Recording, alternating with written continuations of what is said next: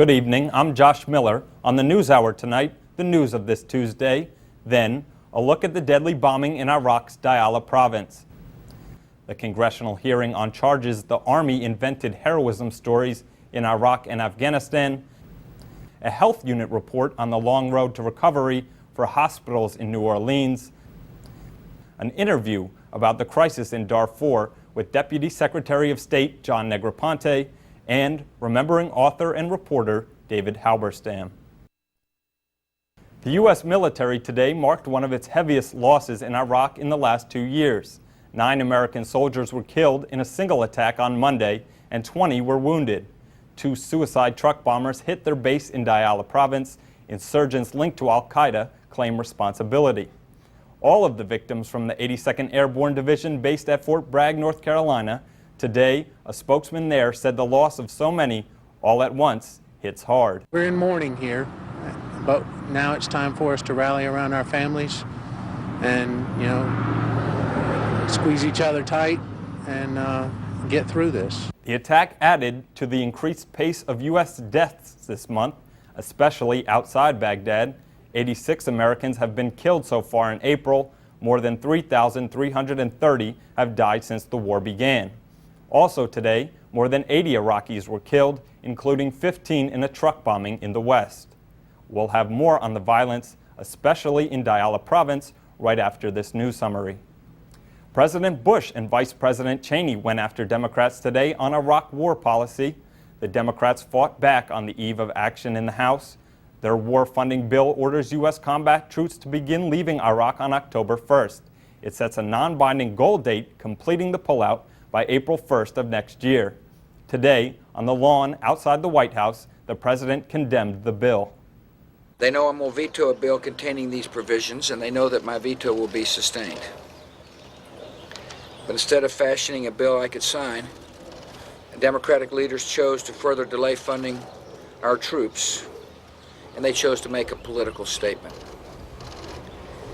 That's their right, but it is wrong for our troops and it's wrong for our country. The president's words brought a swift response from House Speaker Pelosi. She said the funding bill and the timetables are grounded in the realities of the war. I thought when the president accused us of politics in this very thoughtful bill that it was beneath the dignity of the issue that we're talking about here. The war in Iraq is the biggest ethical issue facing our country. I respect where the president is coming from on this. I wish he would respect where we are coming from, which is a reflection of where the American people are coming from. Shortly after that, Vice President Cheney joined the fray. He met with Republican senators and then singled out comments by Senate Majority Leader Reid, who said last week the war is already lost. Some Democratic leaders seem to believe that blind opposition to the new strategy in Iraq is good politics. Senator Reid himself has said that the war in Iraq will bring his party more seats in the next election. It is cynical to declare that the war is lost because you believe it gives you political advantage. In turn, Senator Reid dismissed the criticism, and he said the war funding bill is a good piece of legislation. This is not a time for name-calling. I think it's a time for cinching up our belts and doing what's right for the troops. That's what our supplemental appropriation bill is all about. We do more money for Iraq and Afghanistan. We do money for military medicine and veterans. And so I'm not going to get into a name-calling match with the administration's chief attack dog. The House is set to take up the final version of the funding bill tomorrow. The Senate will do the same on Thursday. A House hearing aired allegations today about the death of Pat Tillman in Afghanistan. The pro football player turned Army Ranger was killed by friendly fire in 2004, but the Army initially said it was enemy fire. And former Army Private Jessica Lynch testified the Army told elaborate lies about her ambush in Iraq. She was later rescued. We'll have the extended excerpts of the hearing later in the program.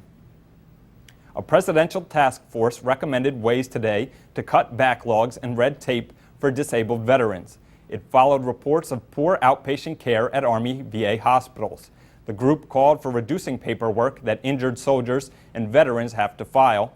It also called for increased screenings for brain injuries and it recommended the Pentagon and the VA set up a joint system for disability claims. Rebels in Ethiopia killed at least 74 people today at a Chinese-run oil field. It happened in a disputed region near the Somali border. The official Chinese news agency said some 200 gunmen stormed the installation. 9 of the dead were Chinese. The attackers kidnapped 7 other Chinese workers. Toyota has sold more vehicles worldwide than General Motors for the first time. The Japanese automaker reported today its sales for the first quarter of the year totaled more than 2.3 million vehicles. That's nearly 100,000 more than GM sold. GM has been the world's top automaker for 76 years based on annual sales.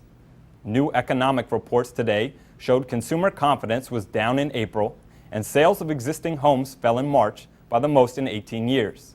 But on Wall Street, stocks rose on the word of strong corporate earnings. The Dow Jones Industrial Average gained 34 points to close at nearly 12,954.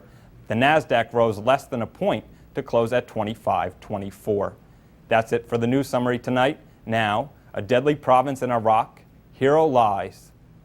New Orleans hospitals just back from Darfur, and the reporter named Halberstam.